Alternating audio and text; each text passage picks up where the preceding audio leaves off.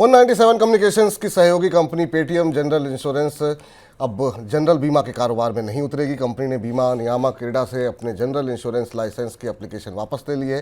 Paytm general insurance ने शनिवार को एक स्टॉक एक्सचेंज को दी जानकारी में कहा कि लाइसेंस की एप्लीकेशन वापस लेने से मूल कंपनी को 950 करोड़ रुपए बचाने में मदद मिलेगी। ये रकम पेटीएम जनरल इंश्योरेंस में निवेश के लिए रखी गई थी।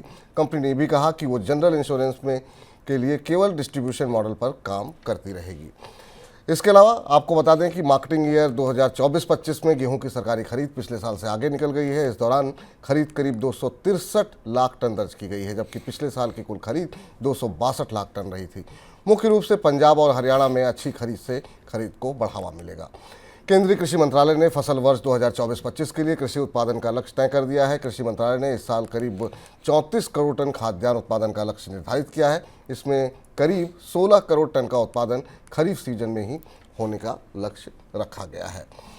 गो एयर के स्लॉट्स और विदेशी द्विपक्षीय अधिकार अस्थायी तौर पर अब दूसरी एयरलाइन को बांटे गए हैं। एविएशन मिनिस्ट्री ने हवाई यात्रियों की सहूलतों को ध्यान में रखते हुए कदम उठाया है।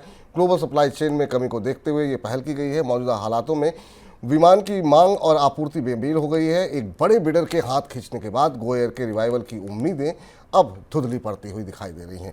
सर, ये कुछ और महत्वपूर्ण खबरें, आपकी टिप्पणी किसी पर? पेटीएम अब जनरल इंश्योरेंस कारोबार में नहीं जाएगी। बड़ी खबर है, महत्वपूर्ण खबर है। पेटीएम की विस्तार योजनाएं एक एक कर ठप हो रही हैं और ये खबर पेटीएम के भविष्य के लिहाज से, पेटीएम के स्टॉक में निवेशकों के लिहाज से थोड़ा चुनौतीपूर्ण है। पेटीएम ने कहा है कि वो अब जनरल इंश्योरेंस कंपनी बनने का लाइसेंस नहीं लेगी, बल्कि वो डिस्ट्रीब्यूटर रहेगी। तो उस डिस्ट्रीब्यूशन के लिए पेटीएम का ICICI Lombard, new India, Tata AIG सबसे एग्रीमेंट है और अपने मोबाइल एप्लीकेशन के जरिए वो इनके उत्पादों का वितरण और सेल करेगी, पर खुद इंश्योरेंस बिजनेस में नहीं जाएगी। कंपनी को अब बचत की ज़रूरत है क्योंकि कारोबार सिकुड़ रहा है। दूसरी चीज़ ये कि सरकार के अनाज की खरीद के आंकड़े उत्साहवर्धक हैं, उनमें लक्ष्य से ऊपर निकल गया है और अनाज उत्पादन का लक्ष्य भी बढ़ाकर रखा गया है। पर अगर आप मंडियों की तरफ देखें तो अभी भी गेहूं की कीमतों पर दबाव बना हुआ है, बढ़ोतरी दिख रही है।